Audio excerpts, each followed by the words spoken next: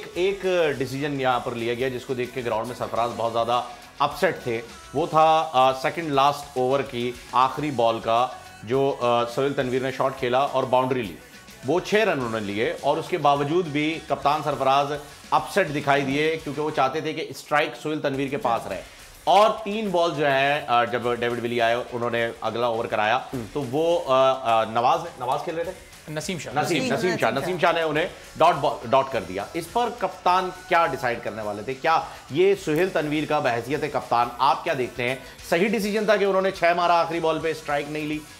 देखिए बिल्कुल ये तो सही था और जब अगर एक चीज़ लग गई है तो ये तो पहले बल्कि मैं समझता हूँ कि उसका है ना रिप्ले दिखलाना चाहिए था, उसी वक्त है ना डिसीजन अंपायर को लेना चाहिए था कि यस मैं, क्योंकि ये जो मैचेस होता है नेल बाइटिंग मैच, राइट, कोई हारना नहीं चाहता। और आप जीतने में अगर मुझे एक चांस मिल जाए कैच वो कैच नहीं है तो मेरे लिए फ़ायदा हो गया ना जो भी।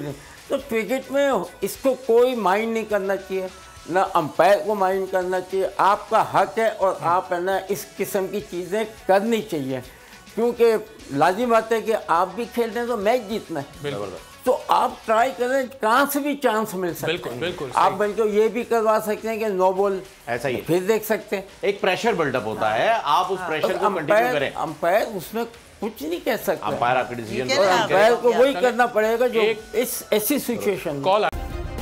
सब्सक्राइब करें और बेल दबाएं ताकि कोई खबर रह न जाए।